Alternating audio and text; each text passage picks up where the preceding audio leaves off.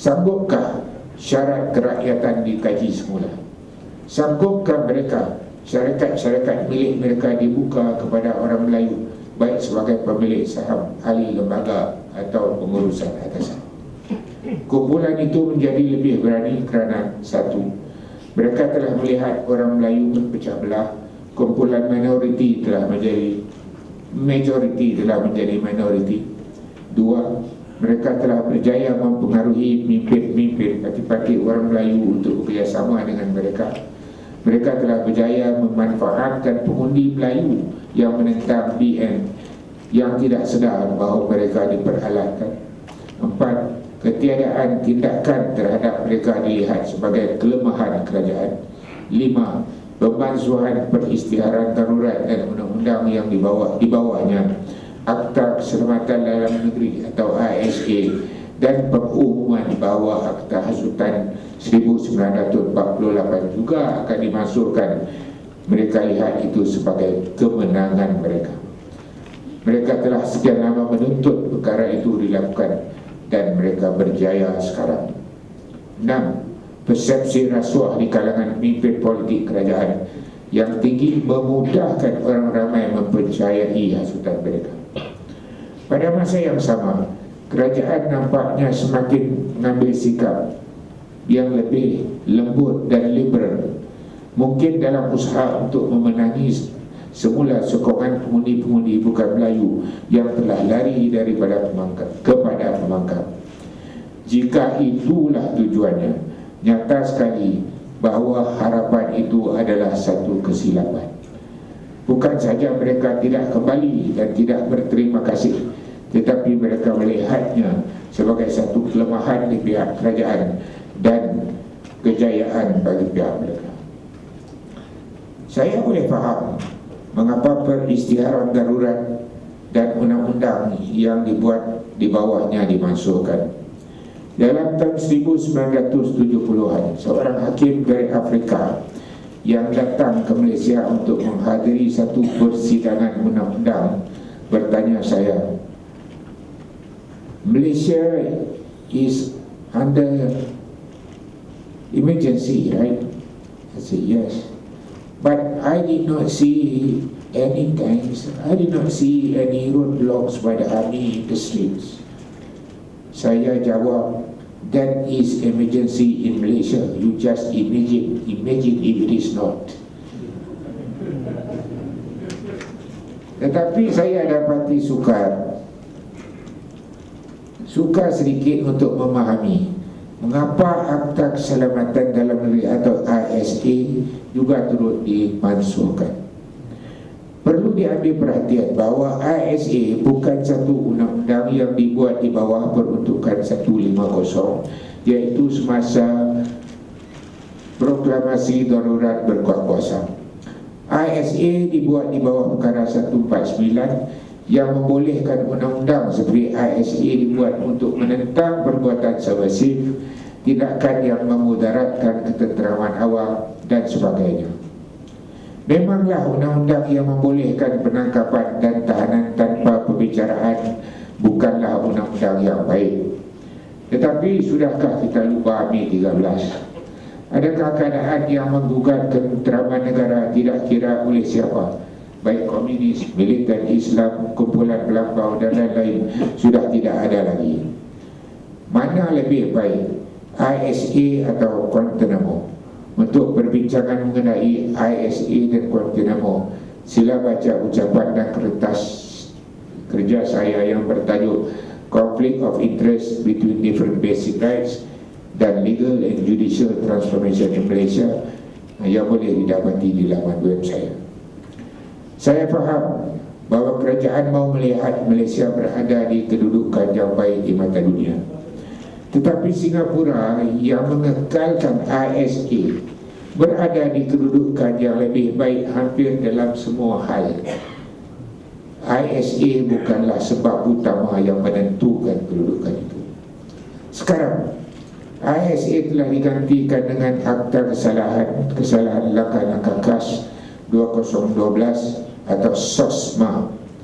Secara ringkas, perbezaan utama di antara keduanya ialah ASA membolehkan tahanan tanpa perbicaraan, tetapi tangkapan dan penahanan itu boleh dicabar di mahkamah melalui istimrakan kehakiman atau judicial review.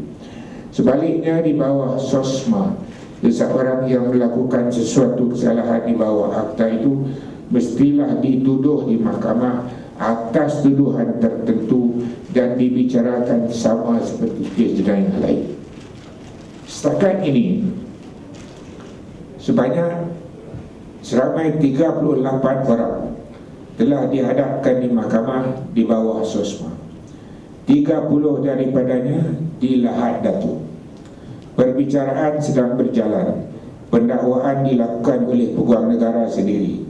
Kebanyakan pertuduhan adalah di bawah Chapter 6A Kanun Keseksaan, yakni kesalahan yang berkaitan dengan keganasan, offences relating to terrorism. Artinya, terorisme yang memungkinkan kewujudan ASA masih ada. Apa yang dilakukan sekarang memang cantik atas kertas, tetapi soalnya mampukah SOSMA menangani masalah terorisme? Dari segi kesalahan yang diwujudkan, ia nampaknya lengkap. Soalnya, dapatkah pertuduhan itu dibuktikan? Sama-samalah kita melihat perkembangannya. Bagi saya, ukurannya bukanlah sama ada ASA itu ada atau tidak ada. Undang-undang apa pun boleh disalahgunakan. ASA pun jika dilaksanakan dengan berhebah dan menepati peraturan-peraturannya boleh membawa hasil yang lebih baik dari SOSMA jika SOSMA disalahgunakan. Sebaliknya, jika SOSMA dilaksanakan dengan berhemah dan ia memberi kesan yang serupa dengan ASA, tentulah SOSMA lebih baik. Selain daripada itu, Perdana Menteri Malaysia Datuk Seri Muhammad Najib bin Tun Abdul Razak telah juga mengumumkan bahawa Akta Hasutan 1948 juga akan dimasukkan. Akta ini dibuat oleh British apabila Persekutuan Tanah Melayu ditubuhkan untuk mengekang penentangan kepada pemerintahan British. Secara ringkas, ia mengandungi kesalahan-kesalahan kerana menghasut untuk membangkitkan kebencian dan tidak taat setia kepada raja atau kerajaan, menghasut rakyat untuk mendapat perubahan dengan cara yang tak sah, menghasut orang supaya benci kepada pentadbiran keadilan, menimbulkan perasaan tidak puas hati atau tidak setia di kalangan rakyat Malaysia, mengembangkan perasaan permusuhan antara kaum. Section 31F memperbentukkan ini, dan saya petik, mempersoalkan apa-apa perkara, hak, taraf, kedudukan, keistimewaan, kedaulatan atau prerogatif yang ditetapkan atau dilindungi oleh peruntukan bahagian 3 Perlembagaan Persekutuan atau perkara 152, 153 atau 181 Perlembagaan Persekutuan. Bahagian 3 yang disebut sini tadi adalah mengenai kewarganegaraan, jadi tak boleh dipersoalkan. Perkara 152 adalah mengenai bahasa kebangsaan, juga tak boleh dipersoalkan. Kalau dipersoalkan boleh jadi satu kesalahan. Perkara 153 adalah mengenai perizaban kota berkenaan dengan perkhidmatan permit dan sebagainya bagi orang Melayu atau anak negeri Sabah dan Sarawak.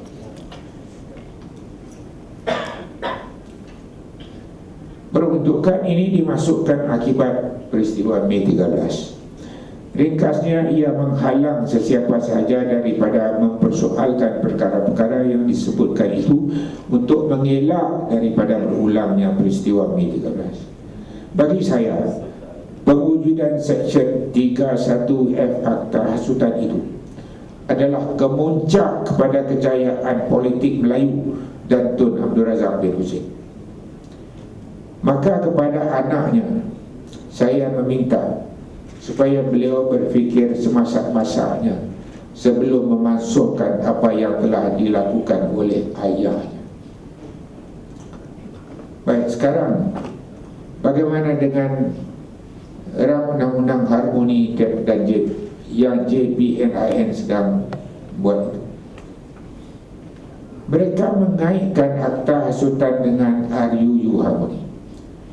RUU Harmoni akan menggantikan Akta Hasutan seperti mana SUSMA menggantikan ISA. Artinya mengikut mereka, untuk mencapai perpaduan dan harmoni, Akta Hasutan perlulah dimansuhkan kerana ia menjadi penghalang perpaduan. Itu ujar mereka. Dalam kata-kata lain, berikan kebebasan kepada sesiapa sahaja untuk menghasut orang ramai supaya membenci raja, menghapuskan sistem raja, mempersoalkan kedudukan bahasa Melayu sebagai bahasa kebangsaan, mempersoalkan hak orang Melayu dan anak negeri Sabah dan Sarawak dan kerakyatan. Perpaduan akan tercapai. Benarkan orang menghasut, perpaduan akan tercapai. Itulah hujan. Logik apa ni? Bagi saya, ia samalah dengan logik seorang yang berkata, kalau mau tempuan itu duduk diam-diam dalam sarangnya, pergi jolok kuat-kuat. Macam tu. Maka kita perlu faham bahawa alasan bahawa Akta Hasutan perlu dimansuhkan demi untuk mencapai perpaduan itu tidak berasas sama sekali. Ia hanya helah untuk memasukkan Akta Hasutan oleh orang-orang yang tidak sukakannya. Apatah lagi yang menggubalnya ialah Majlis Peguam. Itulah yang mereka mahu. Diberi peluang, terus mereka memanfaatnya. Kita jangan terperangkap dengan helah seperti itu. Tolonglah masuk website saya, ada 2 atau 3 artikel mengenai ini, di mana saya telah menceritakan bagaimana Majlis Peguam ini telah mengambil alih. Saya panggil merampas bidang kuasa.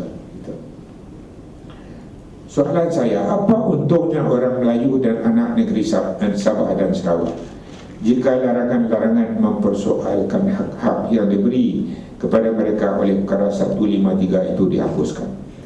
Apakah untungnya orang Melayu jika hasutan mengenai kedudukan bahasa Melayu sebagai bahasa kebangsaan dibenarkan?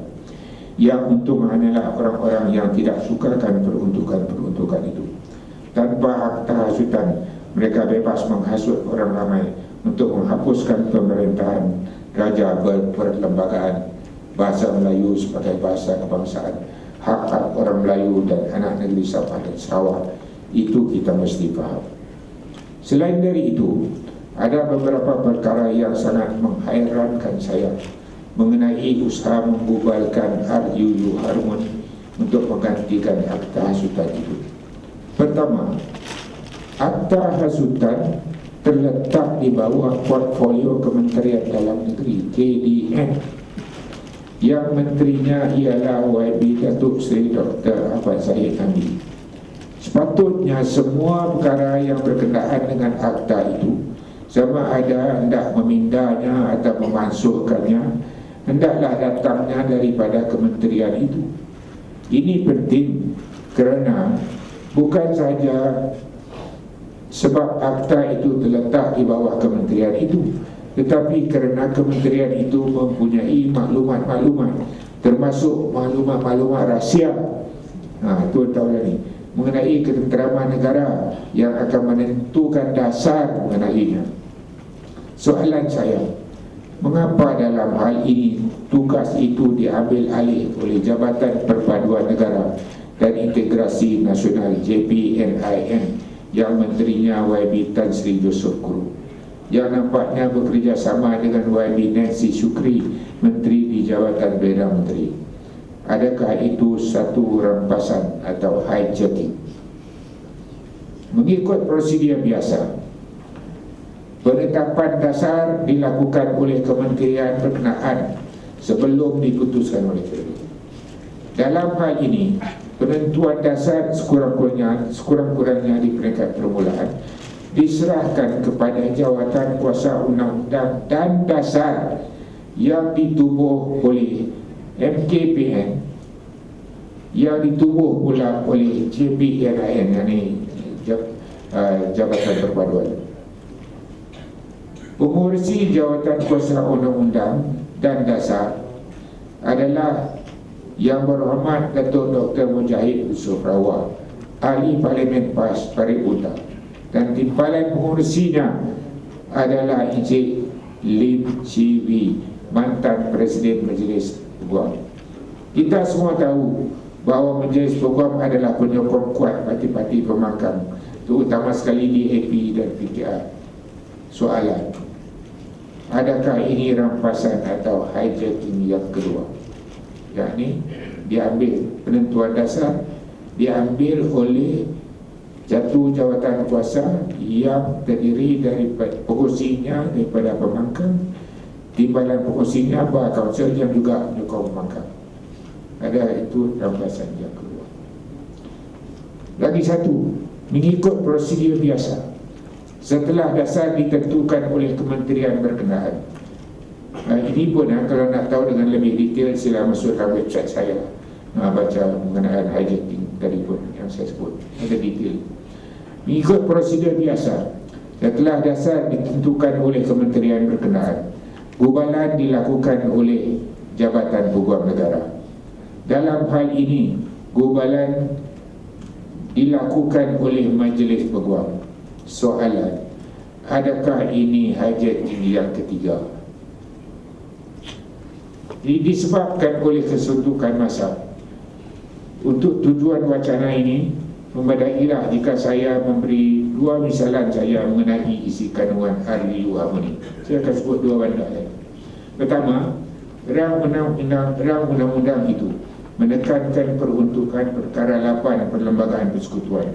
Section 2 National Harmony and Reconciliation Bill mengatakan bahawa tujuan rang undang-undang itu adalah to give effect to the letter and spirit of the Federal Constitution, in particular Article 8, untuk memberi kesan kepada apa yang tertulis dan semangat Perlembagaan Persekutuan, khususnya perkara 8. Apakah yang dikatakan oleh perkara 8? Perkara 81 saja saya bacakan. Ia memperuntukkan begini: semua orang adalah sama rata di sisi undang-undang dan berhak mendapat perlindungan yang sama rata di sisi undang-undang. Artinya itulah yang dikehendaki supaya ditekankan. Kalau kes pergi mahkamah nak tafsirkan perlembagaan untuk memutuskan sesuatu persoalan itu dan membuat keputusan, mahkamah dikehendaki memberi penekanan yang lebih kepada perkara 8. Itu tujuan mereka. Sepanjang ingatan saya belum pernah temui satu akta yang memperuntukkan bahawa sesuatu perkara dalam perlembagaan itu kena diberi perhatian yang lebih daripada yang lain. Dari situ kita dapat lihat tujuan mereka yang tersirat. Poin kedua yang saya nak sebut ialah, nampaknya matlamat utama penggubal RUU Harmoni adalah untuk memasukkan akta hasutan. Section 81 Racial and Religious Hate Crimes Bill yang mereka gubal menyebut 81, the Sedition Act 1948 is repealed. Siapakah yang membuat tuntutan supaya akta hasutan dimasukkan? Tidakkah apa yang hendak dilakukan itu untuk memenuhi kehendak mereka? Kita boleh nampak. Baik, sekarang, patutkah akta hasutan dimasukkan? Jawapan saya, tidak. Patutkah ia dipindah? Jawapan saya, ya. Apakah pindahan yang patut dibuat? Baik, di sini saya membuat semakan semasa saya menulis kertas ini, dan saya dapati bahawa perkara 3 dan atau 11 mengenai agama Islam, kedudukan agama Isam, perkara 3 tidak disebut dalam